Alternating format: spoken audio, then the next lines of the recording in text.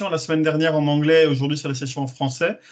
Euh, on n'avait pas pu, quand on avait lancé la session la semaine dernière en français, on avait très peu de gens de connectés et c'était surtout pendant la fête de l'Aïd. Donc on verra si on a d'autres personnes qui vont se connecter. Et l'idée aujourd'hui, c'est de parler un peu de l'automatisation dans le processus du 5W, que ce soit de la collecte de données, au traitement, au nettoyage, à l'analyse et à la production des produits, enfin la production de tous les produits statiques ou de dashboards interactifs, etc. Et de voir un peu qu'est-ce qui est fait dans d'autres pays. Aujourd'hui, on va parler du coup, et c'est alors cette thématique est ressortie après la retraite IM au mois de mai, donc comme un des sujets qui était vraiment très prioritaire pour les pays. Et on a eu une session assez intéressante la semaine dernière avec le Liban, la RDC et le Myanmar qui ont présenté leur système. Et aujourd'hui, on va le faire du coup la partie française avec Kazim qui va présenter du coup la structure du Liban. Je vais représenter Célia qui malheureusement ne peut pas se joindre parce qu'elle est en rendez-vous bailleur aujourd'hui, donc je vais présenter pour elle. Et on aura également le Myanmar qui Gilbert va présenter son système. Ça, en anglais par contre, mais on sera là s'il y a des questions autres. Donc l'idée c'est vraiment de présenter un peu trois systèmes qui fonctionnent un peu selon les mêmes règles, mais avec une approche un peu différente dans chacune d'entre elles, que ce soit en termes de logiciel ou en termes de formule ou en termes d'approche. Mais quand vous regardez un peu la logique qui est derrière, on est sur la même chose. On aura un temps après de temps de questions-réponses à la fin pour pouvoir aussi voilà, ouvrir si vous avez des questions, bien entendu. Donc voilà. Je vois qu'il y a une autre personne qui est en ligne. Je demanderai soit Papy, Ah ouais, soit Pichou. Bonjour. Bonjour. Ok. Je demanderai juste à Pichou ou à Papy, enfin à ceux qui ont des comptes PAN, si on a des personnes de la FAO ou d'autres externes qui viennent, d'ajouter les personnes si elles arrivent au fur et à mesure, parce que je n'aurai peut-être pas tout le temps la vision sur les entrées-sorties de la réunion. Donc voilà, on va entamer un peu la première session juste avec un peu une introduction sur la gestion de données et de l'analyse un peu, d'automatiser un peu cette analyse, comment on peut le faire et pourquoi en fait on automatise. Principalement, c'est pour avoir une analyse qui soit plus efficace, plus rapide, optimiser un peu aussi les erreurs dans les matrices du 5W, comment, si on a toujours la même erreur qui revient dans le 5W, comment on peut optimiser les erreurs récurrentes, comment les éviter ou bien les corriger automatiquement. Voilà, il y a toujours possibilité de travailler sur un système automatique ou systémique de nettoyer ces données-là. On peut également, dans l'automatisation, identifier et anticiper des problèmes d'implémentation ou de rapportage. On peut avoir ça.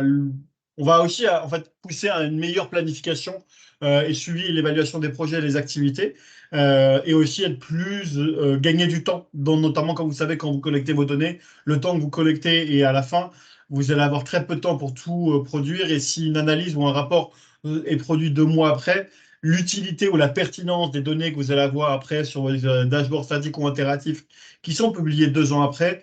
Voilà, comment gagner un peu en temps pour réduire un peu ces temps de validation et temps de traitement des données. D'éviter ce travail manuel pour avoir vraiment un focus sur la qualité des données. Également de mettre en place des outils d'analyse avec d'autres données qui pourraient venir de l'extérieur, que ce soit d'IPC, des prix sur les marchés, etc. On pourrait avoir également avoir aussi une analyse de l'ensemble des données collectées, que ce soit par activité, modalité, kilocalories, fréquence de distribution, etc. Donc l'idée, c'est vraiment de toutes les données que vous utilisez, comment les exploiter au sein d'un même système et de les analyser sur différents angles, que ce soit par les bénéficiaires, bailleurs de fonds, niveau administratif, planification des activités. Voilà, le tout, l'idée d'avoir une analyse complète sur une fois qui permettra d'avoir vraiment cette analyse de gap qui amène sur différentes, voilà, qui est très spécifique à chaque pays. On peut parler de l'assistance alimentaire des moyens de subsistance, qui est une analyse qu'on connaît de base, qui est par rapport aux personnes atteintes, ou par rapport aussi aux besoins qui existent en RDC, au Mozambique. On a essayé de faire ça aussi dans le passé à Madagascar. L'idée vraiment de travailler sur les besoins, comment automatiser aussi un peu la production de ces analyses. Donc, on a aussi les gaps financiers, donc aussi exploiter les données de FTS ou d'autres systèmes de tracking financier. Et l'objectif, comme je le disais, c'est d'améliorer l'analyse pour connaître la qualité de la réponse et la planification, d'analyser et partager l'information à temps pour qu'elle soit exploitée au bon moment. On va essayer d'avoir des décisions qui soient basées sur sur les preuves, voilà, evidence-based decision pour les interventions et d'avoir une énorme base de données de référence au final pour exploiter facilement toutes les données, l'analyse et les produits, d'éviter d'avoir 18 bases de données différentes, que ce soit pour les différentes étapes de votre nettoyage, mais d'en avoir qu'une seule ou deux max en fonction de la taille de vos données pour pouvoir vraiment exploiter toutes ces données-là. Et l'idée, c'est aussi voilà, d'expliquer un peu les gaps avec les données et les preuves, donc de donner, raconter un peu plus l'histoire de qu'est-ce qui se passe derrière. Parfois, quand on a beaucoup de données, on ne se rend pas compte que des explications, par exemple, on n'a pas atteint assez de personnes parce qu'on n'a pas répondu assez régulièrement pendant une période de l'année. Encore une fois, ça, c'est des données qu'on peut exploiter via, on va dire, les reporting 5W, où il y a des analyses qui peuvent être produites. Et ensuite, avoir d'autres éléments qui pourraient être utilisés comme voilà, l'analyse des contextuels, l'augmentation et la baisse des déplacés du conflit, situation sécuritaire, la situation agricole. Donc un ensemble de données externes au 5W, mais qui peuvent avoir un impact sur l'analyse globale. Donc voilà, donc ça c'est un peu la première partie, je dirais un peu de donner un peu le pourquoi en fait on veut automatiser, surtout en tant que vous, en tant que gestionnaire d'information, pourquoi c'est important d'avoir cette vision voilà, de comment je peux automatiser, comment je peux améliorer mon processus de nettoyage de données et d'aller jusqu'à la production et comment gagner en temps et pas que ça vous dure 3-4 jours pour nettoyer de données. Certains systèmes qu'on a mis en place aujourd'hui mettent quelques heures et même je pense qu'on aura Gilbert et Kazim qui pourront présenter un peu leur système et moi je représenterai du coup pour la RDC. Donc voilà, je laisse la main à Kazim pour qu'il puisse présenter la partie du Liban et du système du Liban. Kazim, à toi, je t'en prie. Et tu peux même mettre ta caméra comme ça les gens pourront te voir si la connexion passe, bien sûr. Oui, bien sûr. Bonjour, bonjour, collègues. Ok.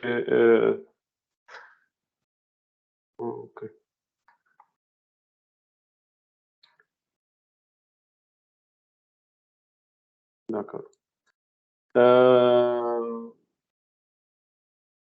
D'abord, nos partenaires reportent leur activité sur Activité Info. Activité Info, c'est une plateforme en ligne pour report. Après la date limite de déclaration, j'extracte les données en utilisant le langage de programmation R. Juste pour mentionner, R est un langage comme tout autre langage, Python, n'importe quel langage. Comme vous pouvez le voir, c'est le code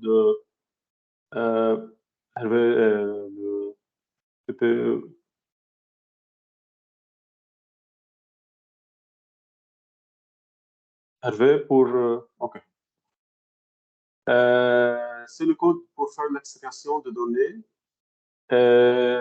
Et dessus, c'est le tableau, le résultat de ce code. C'est un tableau avec presque 8000 lignes et 45 colonnes.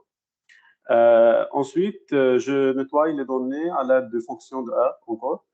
Et j'écris les trames de données propres dans le fichier CSV. Enfin, à l'aide de l'Excel Power Query, j'extracte les données dans un fichier Excel. Et j'utilise ma table de référence et mes formulas pour ajouter toutes les informations nécessaires, comme les sexes, nationalités, etc. Ainsi, le résultat de ce processus est en quelques clics, littéralement 2 clics, et un fichier Excel propre avec toutes les informations nécessaires.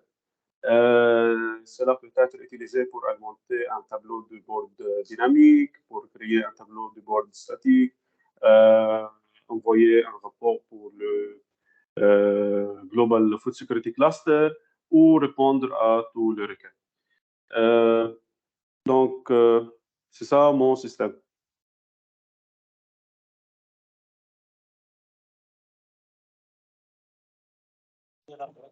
On prend la chaise et puis on... Désolé, Pardon, Pichou?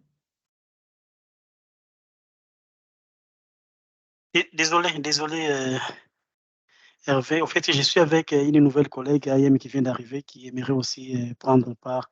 Donc là, elle n'a pas encore l'ordinateur des PAM, donc raison pour laquelle je l'invite à venir suivre avec moi. Donc c'était ça un peu. Désolé. Pas de souci, Oui. pas de souci. Oui. You can go on, Kasim, it's fine. Ok, c'est... Pardon. Tu es libre. Ok. Effectivement, ouais, et après, effectivement, tu as la partie production. Donc, l'idée, c'est d'avoir tout un système qui est relié avec Activity Info, Script, utilisé après pour l'exploitation des tables d'équivalence pour pouvoir ensuite automatiser la fin sur la production des produits. Merci, Kazim. C'est bon pour toi? Ok.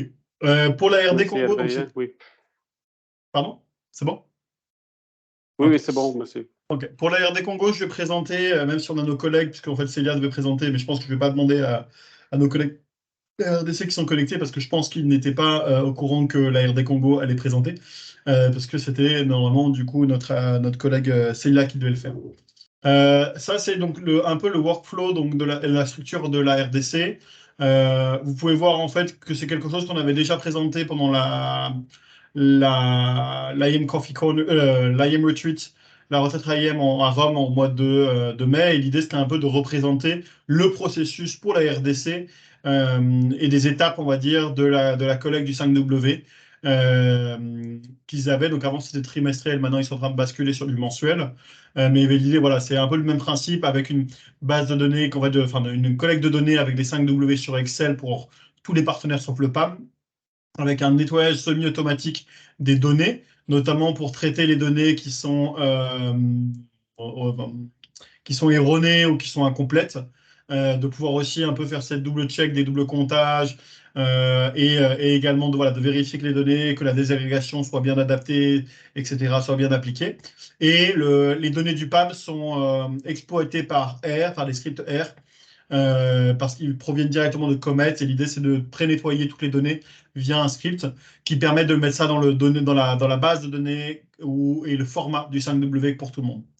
Et ensuite, vous avez cette base de données cumulative qui est sur l'ensemble de l'année ou un ensemble de Power Query et Excel avec différentes formules qui permettent d'organiser toutes les données, de supprimer le double comptage et d'avoir cette production externe de rapports, que ce soit pour Global et Global Food Security, donc 5W OCHA, 5W, donc les rapports de Georges, que vous avez régulièrement des demandes trimestrielles. Tout cela est automatisé au moment où vous avez cette base de données cumulative, au moment où toute la base de données est rafraîchie. Tous les rapports se mettent à jour automatiquement. Et enfin, depuis cette donnée-là, il y a différents tableaux, différents bulletins qui sont produits, que ce soit des tableaux interactifs et statiques et les bulletins régionaux, où toute la partie, on va dire, la partie quantitative est mise à jour comme les cartes sont mises à jour de manière automatique et leurs données reviennent directement depuis cette base de données cumulative où dans la base de données cumulative, vous avez des onglets où tous les graphes sont déjà prêts avec les couleurs que l'on souhaite, où il ne restera plus qu'à faire un copier-coller et le mettre au format. Ensuite, dans les différents produits, enfin les documents de travail pour les produits. Donc, je crois que c'est PowerPoint. Avant, c'était InDesign, mais maintenant, c'est PowerPoint. Et ensuite, l'idée, c'est d'avoir la publication, bien sûr, à la fin. Et aujourd'hui, je pense que l'équipe RDC pourra nous confirmer ça.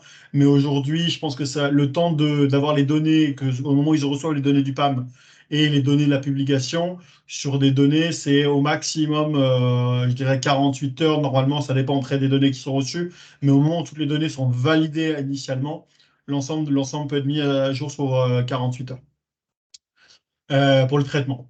Donc voilà, après là, ça rentre un peu dans la détail, que ce soit donc la première étape, la collecte des données. Donc on va pas revenir sur qu'est-ce qu'on collecte dans ces 5W, mais tous les indicateurs clés qui sont utilisés pour l'analyse des gaps, pour les différents partner presence, la présence opérationnelle, le suivi de la réponse. La particularité, c'est que la RDC collecte les données cumulatives de bénéficiaires atteints depuis le début de l'année, parce que c'était de manière trimestrielle. Maintenant, ça va changer, le processus va légèrement changer avec la collecte mensuelle. Et en fait, une petite astuce pour éviter un maximum de double comptage ou des problématiques dans le reporting, c'est d'avoir un 5W, on va dire Excel, qui soit le plus semi-automatique ou en tout cas un formatage conditionnel pour vérifier les possibles erreurs, d'avoir des listes déroulantes multiples restrictives pour pas que les personnes commencent à mettre leurs données dans les zones géographiques, par exemple, avec leur nom de commune, tandis qu'on a une liste de communes qui est spécifique. Des formules qui sont précalculées, une protection des pages de l'Excel et de tout l'Excel. Et l'idée, c'est qu'au moment que si on voit qu'on a une erreur, quand on reçoit un 5W d'un partenaire et qu'on voit qu'il y a une erreur ou quelque chose qui n'est pas correct et qu'on confirme avec le partenaire que c'est mauvais, qu'il y a une erreur, au lieu de me nettoyer directement depuis la base de données principale, en fait, le but, c'est de nettoyer au niveau du 5W de source. Pourquoi? Parce que ça évite de casser des formules, ça permet de conserver toute la partie, la structure vraiment des données dans la matrice, et que le 5W, la matrice 5W originale, vraiment va garder les informations. Et c'est là on va updater, on va mettre à jour ces informations-là pour éviter les erreurs humaines dans le reste du processus. Et après, voilà, il y a une compilation avec Power Queries qui va combiner toutes les matrices ensemble, et toutes les feuilles sont automatisées pour la mise à jour de dashboard et d'analyse basées sur les données du combiner, soit le calcul des bénéficiaires uniques, l'analyse des gaps, l'automation des templates de rapportage de HI, du Global Security Cluster. Mais ça, encore une fois, c'est ce que je viens d'expliquer juste avant, donc c'est un peu des exemples, des screenshots qui expliquent un peu tout ce qui est automatisé. Et bien sûr, la partie aussi analyse qui est super important. Une fois qu'on a fini la compilation, tous les résultats peuvent être pondérés par rapport aux objectifs de HRP, et on peut vraiment avoir une analyse, vraiment des outils d'analyse qui sont directement mis à jour sur la base de données principale. Donc au moment où vous avez votre collecte et vous avez vos données finalisées, tout le reste du processus, c'est que de vérifier que tout le système est bien fonctionné étape par étape, et d'éviter les erreurs ou qu'il n'y a pas d'erreurs qui soient tombées sur les différentes étapes. Mais au moins derrière, vous pourrez gagner énormément de temps pour la collecte et le nettoyage de données, et ça évite énormément d'erreurs manuelles également. Et la dernière étape qui est donc la production des cartes ou des infographies statiques ou des dashboards interactifs. Tout est relié directement à ces bases de données-là. Donc en fait, l'ensemble que vous pouvez voir, les différentes visualisations que vous allez avoir ici, que ce soit la pie chart, le camembert ici, les différentes aussi les réponses par hub à la droite de la slide. Tout ça, c'est des choses qui sont déjà préparées en amont dans un Excel, qui est dans l'Excel, dans la grosse base de données, et qui permettent de mettre à jour rapidement. Quand vous avez à mettre à jour un tableau de dashboard statique, tout est lié, comme la carte est directement liée à l'Excel principal. Donc voilà, l'idée, c'est vraiment d'avoir quelque chose de rapide et que vous ne perdez pas de temps à devoir faire chaque mois les mêmes graphiques, etc. etc. Voilà, donc je laisse là maintenant la parole à Jibet. Comme je vous disais, il va le faire en anglais, mais n'hésitez pas après si il va parler doucement. Jibet, you're going to speak slowly and not too much technical. Il va parler doucement et pas trop technique pour que tout le monde puisse comprendre, et que si par hasard vous avez des questions, n'hésitez pas, on pourra répondre, on pourra faire la traduction pour vous. Jibet, up to you. Yeah, speak it slowly, and then if there is any question, if it's like in French, I will translate other words. Okay. Back to you. Thank you. So if you can load all the maybe slides, so it's easy. Yeah. So for Myanmar, what we noticed was, we have 81 partners and 31 reporting organizations. So it's a lot of work to manually always clean the data and be able to analyze. And whenever there is a late submission, it causes a lot of problems, because you have to wait for everyone to send, and then you're able to process the data all the way to your product. So what we decided to do for Myanmar is to automate as much as possible. There are still elements of manual, checks here and there, but that is for now, as we are still on beta stage, because we need to check that everything is working fine. But in the future, we want to fully automate from data, raw data to actual products, maps, and dashboards without any, manual input from information officers or anybody. So what happens is once we get the data. Okay, let me explain first how we set up the system. So the system is Python based. We run mainly, okay, you can do it in any IDE, Visual Basic, or not Visual Basic, VS Code or Jupyter Notebook. Those are just like platforms where you can run the code. But codes, what we did was to structure the code. So there's a section where we aggregate the data from different partners. There's a section to clean and make sure it's everything is in order, the formats, sometimes different partners send data, let's say numbers at different formats. So you want to make sure that they are the same, so that when you analyze, you don't have strings within, value columns and things like that. So, and then once you do that, you're able to now again split the data to be able to do any type of analysis that you want. So from the data in, we have 5W data. We have, the PIN for set based on the HRP. We have population projections, baseline data. We have admin shapefiles for boundaries. There's ArcLED data for security. That is very important when it comes to prioritization. We are a humanitarian organization, so we need to check whenever there is a conflict somewhere, then those are the ones we need to respond to and differentiate from development. So development is mainly where there is less conflict, but then they require assistance. There's a MSNA data, hard to reach, and many more. And now we have IPC coming in, so we are building. We have a way of ingesting the same data to our system. So you check, for example, where the partners are responding, the number of people who are being assisted against the IPC classifications, and all the other things. We also introduce remote sensing and GIS analysis because you want to check access to PIN, maybe areas which are under, curfew, or access to markets, because those are the things you will describe when it comes to, when you're narrating your long form report that, okay, these are the issues which affected the, humanitarian intervention. You want to say, okay, there was no access here. That's why there was a drop in people assisted and things like that. So, yeah, as you see down there, it's we bring in data from remote sensing and GIS, and it goes to the system. But also the same data will be available during the IPC analysis cycle. So you're providing data for different levels of analysis, but at the same time, you're using the data also to check the quality of response that you're doing. And in terms of analysis, we can analyze, beneficiaries, partners, donors, activities across different objectives. And, whichever analysis that you want to do without, affecting the rest of the analysis, you just introduce a section, you add.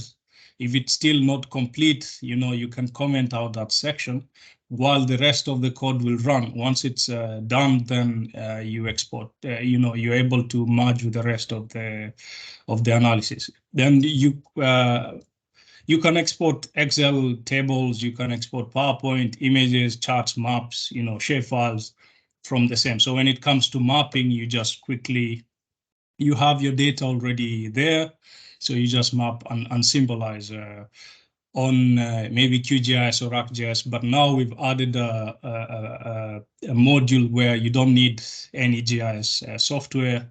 It will create maps for you directly and export to JPEG or SVG if you want to edit a bit more on PowerPoint. Yeah. So on the output products, you have the 5W summary. This is an Excel with different sheets, each, but this is specific to us as a Food Security Myanmar. We want to know what is happening, which partners are working where, how many people are assisted, what was the targets, are there sections where there's more partners or not others, so you're able for the next round, you send it to partners that, okay, you need to focus more on this because in terms of interventions for these townships, then you're already achieving, so you guide the way, intervention comes in. So there's charts, there's maps, as I've said, there's the aggregated database. So it brings all the secondary data sources plus 5W data, and you have one big database every month that you can be able to do other things. If you want to use it for Tableau, if you want to use it for other analyses and things like that. So we have also static dashboards. These are exported in PowerPoint or PDF. And also we're able to export the GFSE aggregated sheets and the OCHA already filled. So we take the template given by Harvey and team, we fill the data automatically because then it reads each cell and output the figure. If it's the total livelihood, so it already sounds for you, and then it inserts on the sheet on the cell where we need to fill. And from the data, we check everything with the validation in the GFSE template. It's checking, so there are no errors. So that one works fine. And the long form report you can check on FSE Myanmar.github. That one is generated from R Markdown.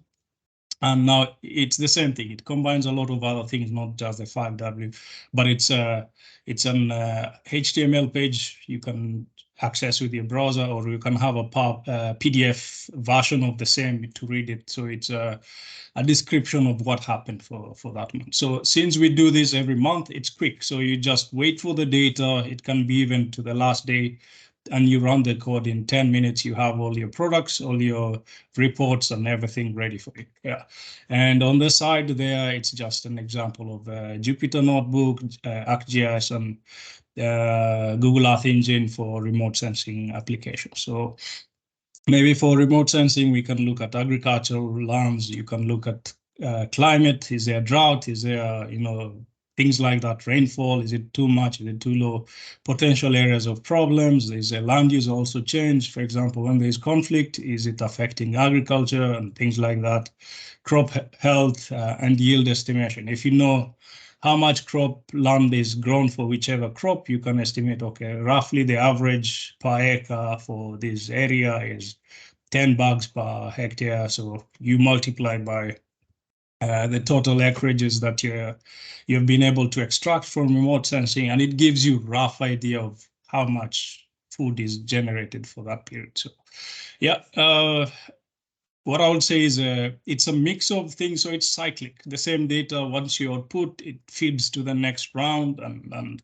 yeah, so we try to avoid a lot of manual work. So all this would take weeks to analyze individually, but now you're able to run the code 10 minutes, same output. In fact, it's better, there are less errors and things like that. And I think Harvey will deal with the disadvantages of the system. If we are to hand over to somebody else, then they need to, know a bit of coding to be able to add or minus some of the additional problems that will come. Okay, I'll leave it to Harvey to continue that. I'm sorry I wasn't able to present in French. I'll try to next time. Maybe next time. Yeah, thank you very much. Yeah. Ok, thank you, Harvey. Merci JBR, thank you JBR. Merci. Bon, effectivement, il a présenté un peu l'autre système, une autre possibilité en utilisant donc le coding Python, qui demande effectivement, comme avec les trois systèmes actuellement, un niveau technique, voilà, qu'on pourra voir dans les pro and con. Donc voilà, rapidement, que ce soit en fait les pros et les cons, on a fait l'exercice pour les 3 pays, on a retrouvé un peu les mêmes avantages et les mêmes désavantages, que ce soit pour les pros, un processus plus rapide pour combiner, nettoyer et analyser les données. On a une facilité de mettre à jour l'ensemble des données, par exemple, lorsqu'il y a un partenaire fait un rapport rétrospectif, rétroactif, bah, du coup, il faut tout réadapter et ça permet de l'adapter plus rapidement. C'est plus facile de repérer des erreurs ou les valeurs aberrantes sur les tableaux de bord automatisés et d'éviter des erreurs aussi manuelles, humaines, et permet aux gestionnaires de l'information de se concentrer sur des tâches plus importantes, donc de vous dégager du temps. Les difficultés principales, c'est clairement, ça nécessite une certaine expertise en programmation ou en développement, ou voilà, d'avoir un peu ce côté c'est des expertises qui sont, certaines sont plus faciles à avoir, type Excel, mais d'autres vont vous permettre de faciliter votre vie, que ce soit par R, Python ou autre programmation, mais également en cartographie, sous Excel, etc. Donc encore une fois, en fonction de la capacité des personnes, on oriente plus ou moins sur un système ou un autre. Le code et les formules doivent être révisés et mis à jour en cas de changement de format de collecte de données.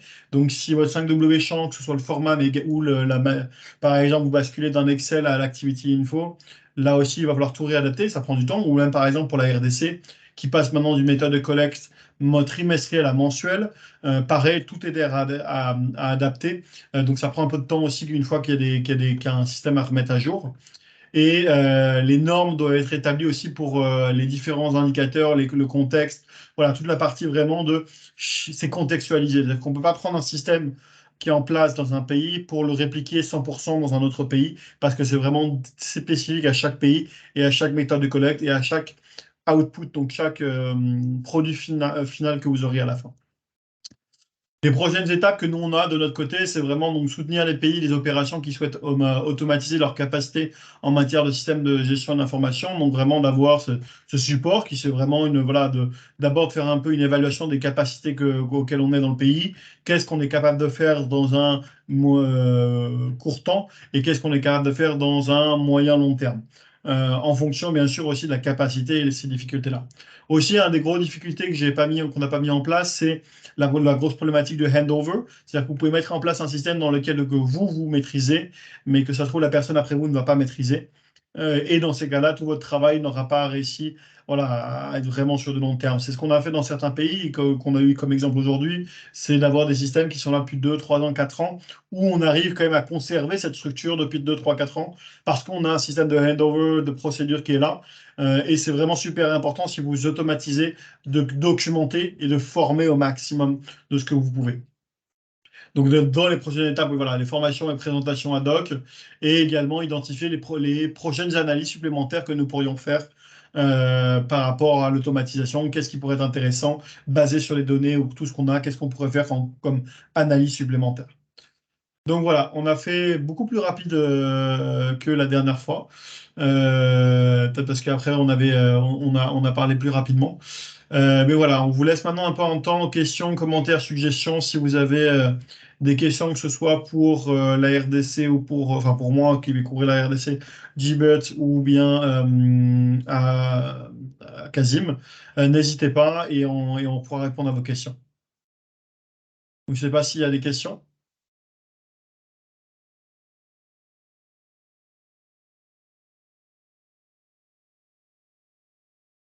J'espère qu'on ne vous a pas endormi.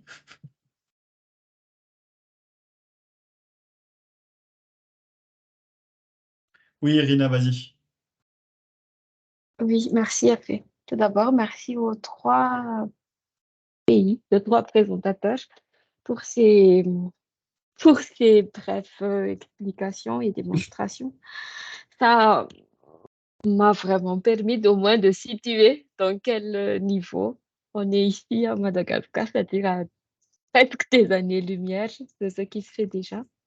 Mais au moins, ça nous permet de voir aussi qu'est-ce qu'on peut faire avec notre capacité actuelle pour automatiser ou semi-automatiser la collecte 5W. Donc, merci beaucoup pour ça. Ce que j'aimerais juste demander, c'est peut-être par rapport au nettoyage des données. Comme je suis nouvelle, comme tu le sais, j'aimerais demander à tous quels sont vraiment les tips pour le nettoyage, pour que ce soit plus rapide, quels sont les, je ne sais pas moi, qu'est-ce qu'il faut vérifier? Parce que moi, c'est là que je passe le plus de temps. Pour le reste, c'est assez rapide, mais pour le nettoyage, je prends vraiment mon temps pour vérifier euh, les lignes. Merci. Ouais, alors, Irina, pour ça, vraiment, c'est assez en fonction de la logique, en fait, et de ce que va te donner un peu les activités qui va être apportées. Est-ce que il y a une certaine logique, une certaine cohérence? On pourra, si tu veux, se faire un point dans la semaine prochaine. Je pense que la semaine prochaine, je pourrai avoir du temps pour vraiment qu'on regarde et voir un peu quelles sont les erreurs qui reviennent de manière régulière, que ce soit sur le nom ou bien sur la logique en termes des personnes atteintes ou les households atteints, etc., les activités. Et après, en fait, voilà, l'idée, de toute façon, sur la partie collecte de données, le nettoyage peut être évité avec une bonne formation des partenaires. Donc, dès lors que tu as identifié les erreurs qui sont régulières et toujours les mêmes, quand tu formes le partenaire à bien remplir ton 5W, en fait, tu corriges presque 80% des erreurs régulières. Mais ça, on pourra faire, si tu veux, on pourra faire une session vraiment plus spécifique par rapport à Madagascar. On peut essayer de se caler un point la semaine prochaine. Peut-être pas la semaine prochaine, Ah. parce qu'on a l'analyse API toute la semaine, mais après. Bon, on va en bilatéral. Oui, on va en oui, on bilatéral. va voir. Oui, oui, merci. Ça marche. Dieudonné?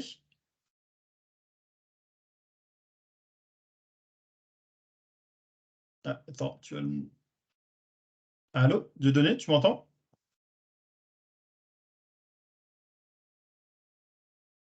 Allô? On t'entend pas. Est-ce que tu as activé ton micro? Ah oui, c'est bon, on t'entend.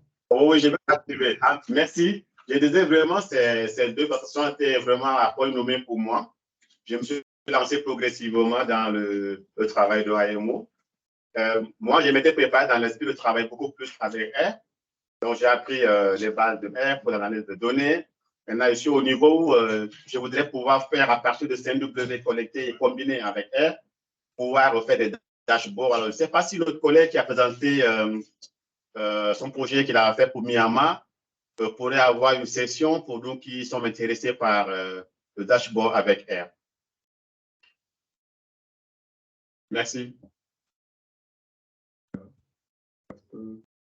You're muted. Vous me recevez, Hervé? Thank you. Oui, c'est moi, j'étais muté. Effectivement, en fait, le Myanmar utilise Python pour la collecte et pour le rassemblage des données. Mais on pourra voir pour une session peut-être avec Kazim. Parce que Kazim, lui, il utilise en fait Activity Info pour le Liban, pour la fusion des données et pour le combining. Si c'est vraiment une question sur le R script, pour avoir comment combiner l'ensemble des données sur R. Mais peut-être que Gilbert pourra aider. Gilbert, have you already experienced in your system how to combine the different 5W under R script? Because Dieudonné was asking, because he's like doing his R script to collect the data and also to clean it. And he was asking if you can have like some tips to how to merge it, or coding how to merge it into using R script. But I'm not sure you're using R script. Actually, you are using Python, so maybe it will be more Kazim who can support on this. But yeah, I don't know. Yeah, I think. Well, I haven't used R for our case in Myanmar, but I mean, I know R and I can be able to figure out something. But I think Kazim, I don't know if he's still around. He's done it already in R, so I guess we just request for his code and then he can use it for that. Yeah. Ouais, c'est bien ce que je me semblais de donner. Effectivement, c'est vraiment Kazim qui est plus à même. On pourra faire un point, on pourra voir avec Kazim s'il peut nous donner un coup de main là-dessus, pour pouvoir te donner vraiment, c'est comme ça, c'est spécifique et sur ton système que tu es en train de mettre en place. Il n'y a pas de souci avec ça, on pourra voir avec un support ou au moins un partage de connaissances avec Kazim. Merci Hervé. Permettez-moi aussi, j'ai des collègues avec moi qui vous disent bonjour. Je suis avec le IT de FAO et le IT de PDVSA. Merci.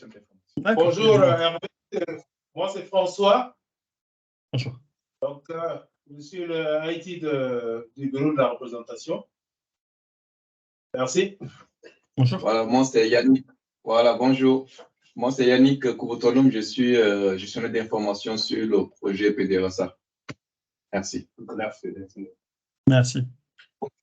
Merci beaucoup, Hervé. Ok, alors je ne sais pas s'il y a d'autres questions.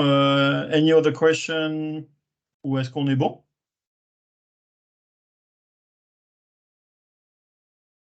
Ben écoutez, je crois qu'on aura tenu en 45 minutes. Avec Jibet, we finished in 45 minutes. Ce qui est super. Okay. Ça a été assez rapide. Merci beaucoup en tout cas et on vous tiendra au courant. Ah, Papy, vas-y, je vois que tu as une question. Oui, désolé, je suis sur le terrain, donc il y a eu des partenaires qui sont passés ici par rapport à certaines questions d'urgence par rapport à la coordination ici. Donc, merci, chers collègues, pour cette session. Ça tombe vraiment à point nommé, car pour nous, AIM au Mali, c'est vraiment dans notre priorité de voir comment rendre plus rapide, en fait, tous les processus de 5W et également la production rapide des produits de manière vraiment automatique. Pour un exemple, ça nous prend maximum 10 semaines, donc une semaine pour vérifier, nettoyer les données et carrément une semaine pour sortir les produits. Donc, c'est vraiment très long.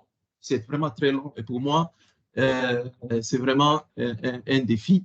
Et je vois qu'il y a des collègues d'autres pays qui arrivent à sortir une analyse et des produits dans une journée ou deux. C'est vraiment exceptionnel pour moi. Donc, c'est là, tombe à point nommé. Nous avons vraiment besoin d'un appui, comme vous l'avez mentionné, appuyer certains pays pour qu'on puisse basculer vraiment sur une analyse un peu plus automatique des 5W. L'autre commentaire que je voulais mentionner, c'est par rapport aux ressources et au temps OVA pour pouvoir maintenir une qualité et aussi les structures mises en place.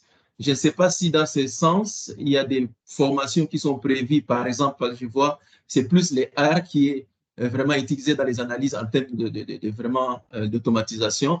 Est-ce qu'il est prévu des formations vraiment plus spécifiques sur les analyses dans A, comme vous avez fait pour la question de migration de Power BI vers Tableau? Est-ce que c'est prévu? Parce que le niveau vraiment de maîtrise de cet outil est relativement différent, je pense, d'un pays à l'autre, au niveau même, à l'intérieur même des pays, au niveau de tous les différents AIM. Voilà un peu les deux commentaires que je voulais mentionner ici. Bah pour la première, pas de souci, on pourra voir, on pourra voir aussi avec Wenceslas, voir qu'est-ce qui pourrait être mis en place pour le Mali et quel pays pourrait aussi partager sa connaissance en fonction du niveau de système qu'on veut mettre en place. Parce qu'effectivement, ça dépend beaucoup aussi des capacités. L'utilisation de R, c'est effectivement quelque chose qui revient dans pas mal de pays pour, en général, un bout du processus. C'est pas systématique, ça dépend vraiment aussi de qui est venu avant. Et la question est toujours effectivement d'avoir du coup cette formation. Pour être honnête, je pense que nous, au niveau global, on n'a pas beaucoup de personnes qui savent coder sur R. Il y en a qu'on est beaucoup à comprendre. Maintenant, c'est quelque chose qui revient de plus en plus, donc c'est quelque chose que clairement on va essayer de s'orienter pour pouvoir répondre aussi aux besoins des pays. Aujourd'hui, ça fait partie effectivement des demandes qui ont été faites sur les formations. Maintenant, pour être honnête, le temps que ça arrive et que ce soit mis en place, ça prendra malheureusement un peu de temps. Contrairement, par exemple, à Power BI à Tableau, qui est vraiment un outil corporate sur lequel on bascule. Contrairement au script RScript ou Python ou autres, comme ce ne sont pas des outils que le corporate, c'est plus voilà, en fonction des demandes qu'on va essayer de pousser là-dessus.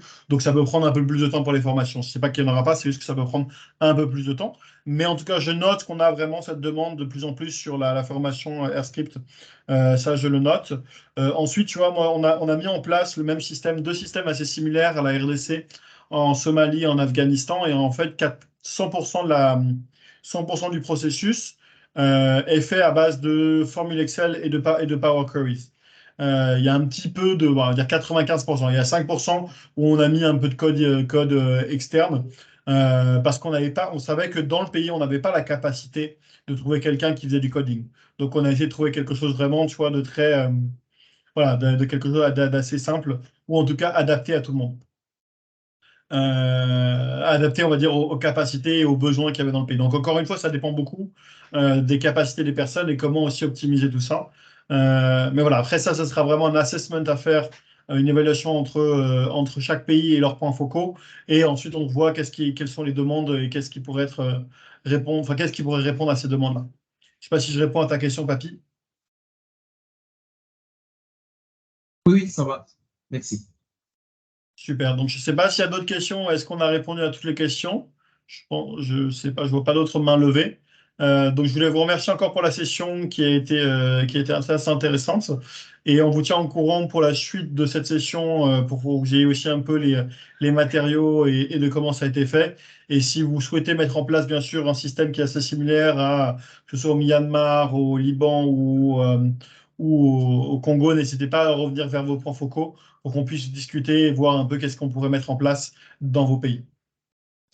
Donc voilà, merci. En tout cas, je vous souhaite une très bonne journée, une bonne fin de semaine. Et on se dit à très vite. Merci, merci à toute l'équipe, très apprécié. Merci. Merci et bon après-midi. Merci pareillement. Bon après-midi. Au revoir.